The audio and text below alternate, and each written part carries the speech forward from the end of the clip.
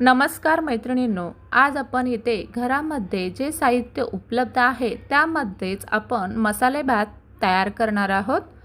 इथे तुम्ही बघू शकता मस्त असा झणझणीत भात तयार झालेला आहे। जर समजा तुम्हाला जर स्वयंपाक करण्याचा कंटाळा आला असेल तर हा एक उत्तम पर्याय आहे। चला तर मग अधिक वेळ न घालवता रेसिपीला सुरुवात करूया। इथे मी 1 ग्लास भरून तांदूळ घेतलेला आहे। हा तांदूळ मी बासमती तांदूळ घेतलेला आहे।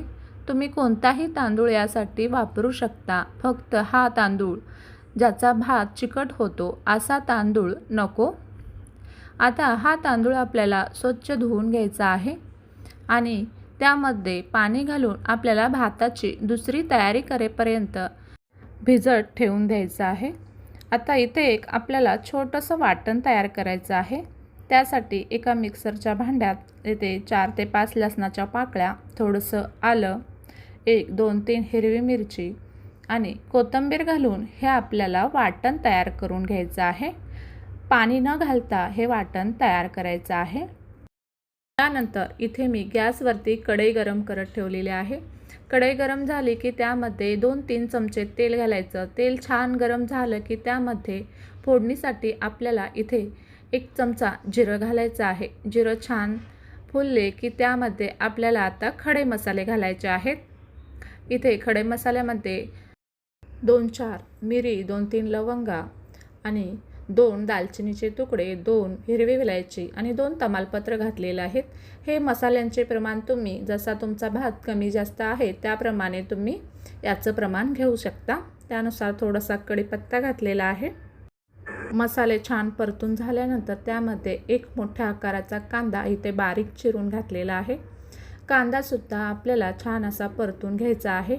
हे बघा, अशा प्रकारे थोडासा कांदा परतल्यानंतर यामध्ये जे आपण वाटण करून घेतलेलं होतं ते वाटण घालायचं आहे आणि वाटणसुद्धा कांद्याबरोबर छान असं परतून घ्यायचं आहे।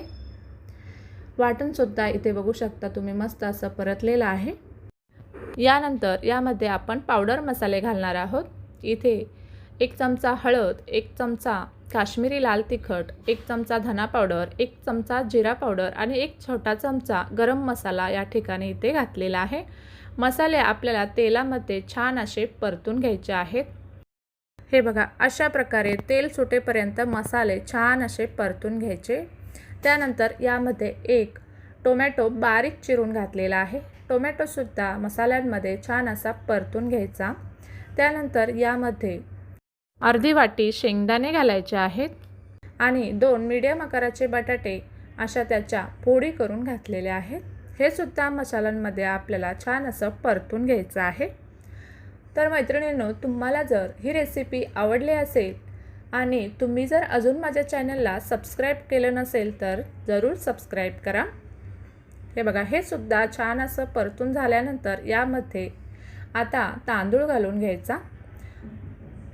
त्यानंतर यावरती चवीनुसार मीठ घालायचं आणि हे सुद्धा छान असं परतून घ्यायचं। छान असं तांदूळसुद्धा मसाल्यामध्ये परतल्यानंतर यामध्ये आपल्याला 1 ग्लास तांदूळ घेतलेला होता त्यासाठी 2 ग्लास पाणी घालायचं आहे। हा भात जर तुम्ही कुकरमध्ये बनवणार असाल तर त्यासाठी 1.5 ग्लासच पाणी वापरा। आता ह्याला छान अशी उकळी आल्यानंतर ह्याला झाकण लावून 5 ते 7 मिनिटं आपल्याला शिजत ठेवायचं आहे। हे बघा, 5 ते 7 मिनिटानंतर आपला अर्धा भात इथे शिजलेला आहे। आता यानंतर आपल्याला अजून एक 5 ते 7 मिनिटं झाकण लावून छान असा भात शिजवून घ्यायचा आहे। 2 ग्लास पाण्यामध्ये परफेक्ट असा आपला भात शिजून तयार होतो। आता ह्याला परत एकदा झाकण लावून मीडियम गॅसवरती 5 ते 7 मिनिटं आपण ह्याला शिजवून घेऊ। हे बघा, 5 ते 7 मिनिटानंतर मस्त असा आपला मसाले भात तयार झालेला आहे। चवीला सुद्धा अगदी भन्नाट झालेला आहे। तुम्ही ही रेसिपी एकदा नक्की ट्राय करून बघा आणि तुम्हाला जर हा व्हिडिओ आवडला असेल तर व्हिडिओला एक लाईक नक्की करा। चला तर मग पुन्हा भेटूया अशाच एका छानशा व्हिडिओसोबत। तोपर्यंत धन्यवाद।